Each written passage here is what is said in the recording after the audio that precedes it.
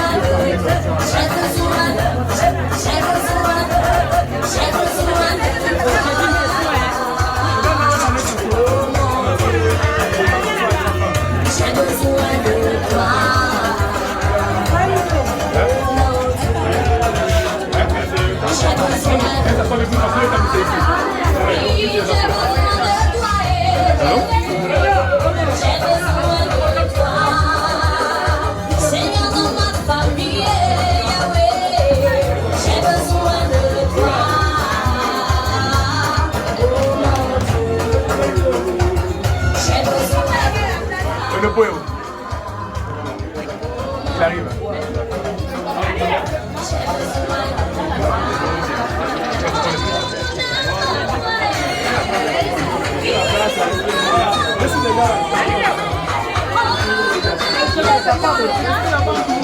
Je suis capable.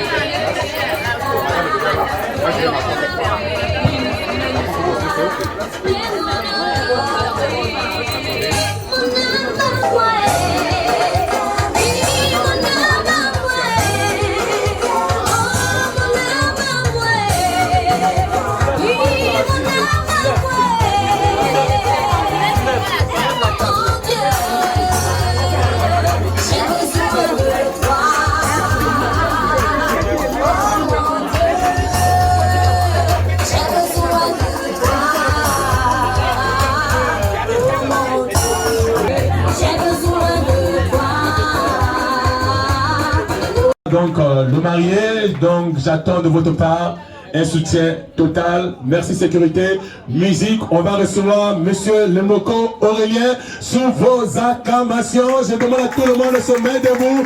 S'il vous plaît, on va recevoir Monsieur Lemoko. Encouragez-le s'il vous plaît.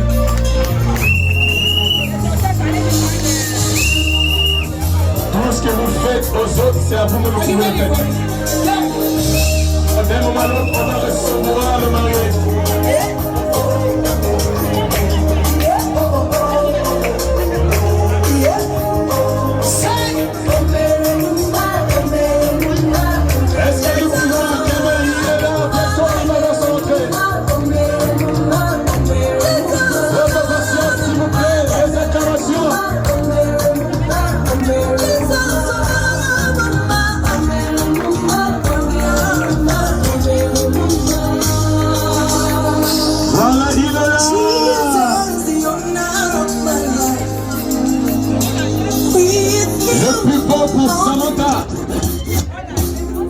Alors, il est là, est-ce que nous pouvons le recevoir, s'il vous plaît? Non, tu viens trop vite, mon ami, tu viens trop vite. Tu viens trop vite, s'il vous plaît. Allez, doucement, doucement, accompagnez-le avec les acclamations, s'il vous plaît. Est-ce que tu peux lever les mains pour saluer l'assistance?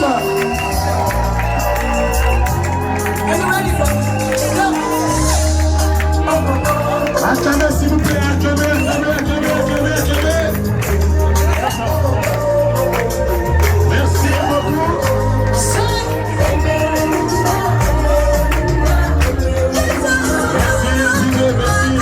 Merci. Je suis étonné, vous n'avez même pas acclamé pour le marié. C'est comme si vous êtes jaloux,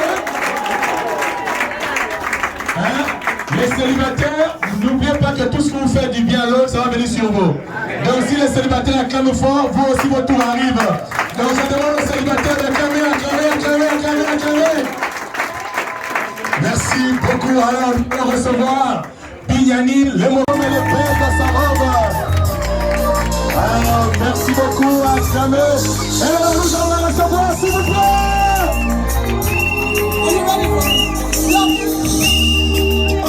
Oh, c'est merveilleux.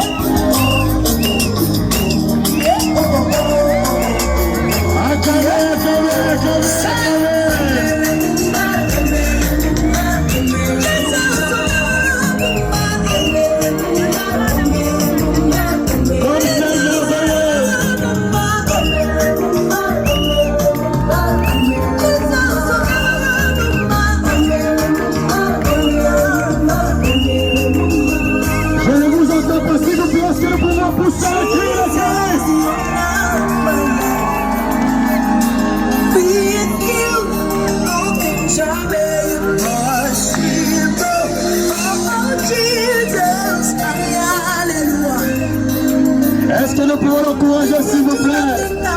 C'est un jour de Samantha, s'il vous plaît. Donnez la raison.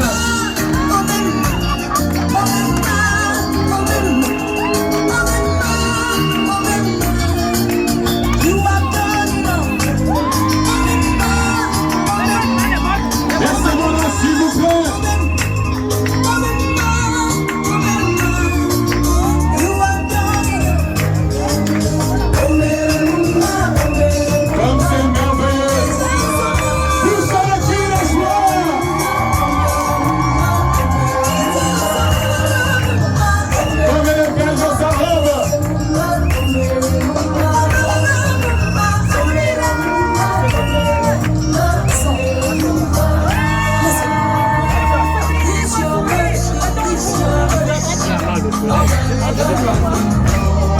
Merci. Elle vient par là, on l'attend. Merci beaucoup.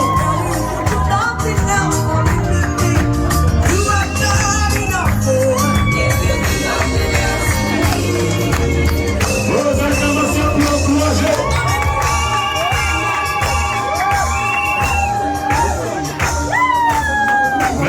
Merci beaucoup, merci. Elle va prendre place. Merci. Je vous asseoir un instant, s'il vous plaît. Asseyez-vous, s'il vous plaît, prenez place. DJ, elle va d'abord s'asseoir. Monsieur le Moko, asseyez-vous d'abord, s'il vous plaît. Merci. Asseyez-vous, prenez place, s'il vous plaît. Merci beaucoup. Alors, comme vous savez, c'est un mariage chrétien. On nous a pris en toute chose, nous devons rendre grâce à notre Seigneur Jésus-Christ. Pour l'honorer, pour tous ses bienfaits, à cela, je vais prier juste pour quelques secondes pour commencer proprement dit la cérémonie. On va prier, DJ s'il vous plaît. On va prier. Que le Dieu qui a commencé avec nous, termine aussi avec nous. Nous allons prier. Seigneur Jésus-Christ, avec le cœur reconnaissant, nos mains levées vers toi pour te dire merci. Parce que l'homme est faillible, mais toi tu es infaillible. Et tout ce que tu fais, Dieu dure toujours. C'est pourquoi nous te rendons grâce de ce que tu as permis que les Moko et Samantha puissent se marier en ce jour, le 18 décembre 2012, Seigneur. C'est pourquoi nous t'implorons afin que tu sois avec nous du début jusqu'à la fin et que toutes choses soient coordonnées et conduites, guidées par toi. Et que tu bénisses chaque personne et que tu assistes chaque personne par ton esprit, parce que tu as dit, vous m'invoquerez et je vous répondrai, Seigneur. Notre prière est que tu nous assistes et que chaque personne soit dans la joie, car nous sommes ici pour soutenir cette famille. Bénis le Moko, bénis Samantha, bénis ton serviteur, Brice Mahoma, qui va officier ce mariage, qui représente Dieu cet après-midi pour unir les deux dans le lieu sacré, les liens sacrés du mariage. On reste, Seigneur, bénis les repas, bénis les jeux que nous allons partager et bénis jusqu'à la fin, jusqu'à ce que nous allons nous séparer, aucun mal ne puisse nous arriver. Et nous prions au nom de Jésus-Christ. Amen. Sans plus tarder, nous allons recevoir son serviteur, Brice Mahoma, sur vos acclamations. DJ, s'il vous plaît. Nous allons recevoir le serviteur de Dieu.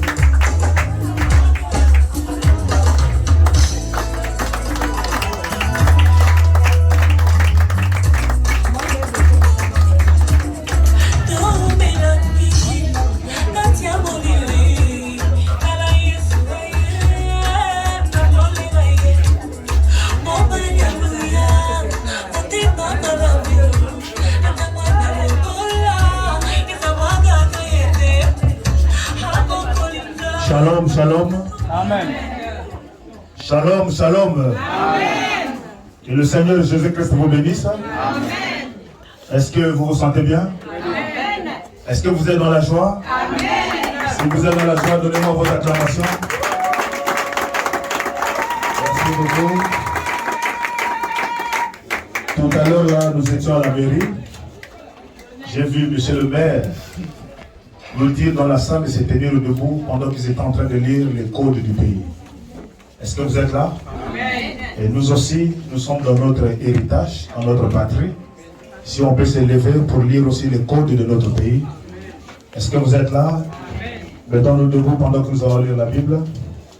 Prenons rapidement nos Bibles dans Matthieu chapitre 19, au verset 5. Si l'honorable peut nous lire ça. J'ai lu la parole de Dieu. Et qu'il dit, c'est pourquoi l'homme quittera son père et sa mère et s'attachera à sa femme. Et les deux deviendront une seule chair. Ainsi, ils ne sont plus deux, mais ils sont une seule chair. Que l'homme donc ne sépare pas ce que Dieu a joint. Amen. Dieu Tout-Puissant, notre Père Céleste, toi le Dieu de notre pasteur Séraphin Mosengo, le Dieu de notre prophète William Maron Branham, toi qui s'appelle le Seigneur Jésus-Christ, nous sommes ici, ô Dieu, pour honorer cette parole que tu nous as mise dans ta parole infaillible, Seigneur.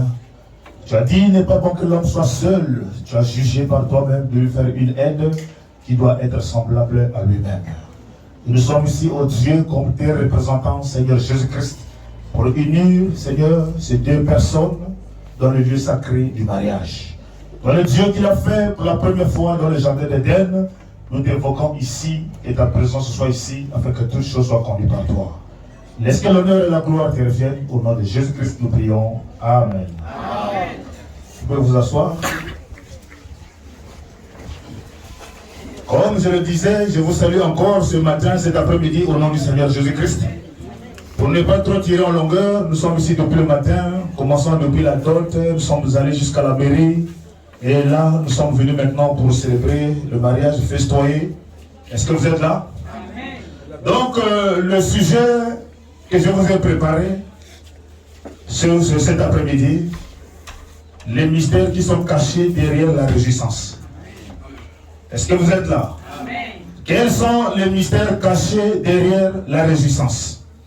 Nous sommes ici pour une joie, un mariage. Ils sont venus pour féliciter, pour encourager ce couple qui a brisé le lien de la fornication. Parce que dans la Bible, il est dit, il n'est pas bon que l'homme vive dans le péché. Et le péché qui a fait sortir Adam et Ève dans le jardin d'Éden, vous le connaissez bien, la Bible nous dit qu'ils ont mangé les pommes interdites. C'est ce qui a été écrit dans la Bible. Mais quand nous avons sondé bel et bien les Écritures, nous n'avons jamais vu sur la terre aucun fruit, aucune pomme qu'on peut donner à une personne qui peut lui ouvrir les yeux pour qu'il se rende compte qu'il est nu. Est-ce que vous êtes là? Amen. Et Dieu a sondé cette écriture de la Genèse jusqu'à aujourd'hui même. Mais Dieu nous a fait grâce de recevoir un prophète dans la Bible qui s'appelait Salomon. Salomon a dit il y a 3 mystères qui sont insondables au devant de Messie. Le premier mystère, c'est la trace du serpent sur le rocher. Deuxième mystère, la trace du navire sur l'aigle. Quatrième mystère, la trace d'un aigle dans le ciel. Est-ce que vous êtes là? Il dit ce sont ces 4 mystères qui ont troublé le roi Salomon. Moi je voudrais toucher le mystère la trace du serpent sur le rocher. Est-ce que vous êtes là? Il y a aussi la trace d'un jeune homme sur la femme. Et Salomon, en continuant son nom ce mystère, il a dit, telle est la foi d'une femme adultère.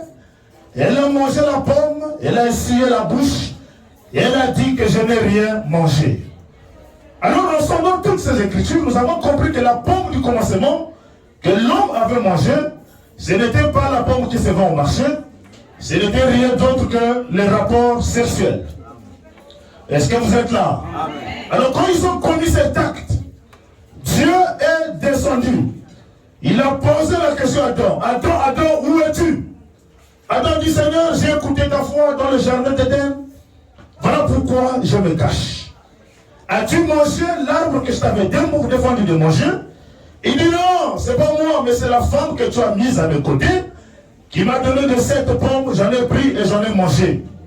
Alors si vous suivez les sentences qui ont été prononcées, Dieu dit à la femme, comme tu as fait cela, j'augmenterai les douleurs de tes grossesses. Donc Dieu, quand il est descendu, il a réellement puni la place qui avait commis le péché. Est-ce que vous êtes là? Amen. Est-ce que vous êtes là? Amen. Dieu a dit, j'augmenterai les douleurs de tes grossesses. Et il dit, mais cette fois-ci, le désir de la femme sera tourné à l'homme.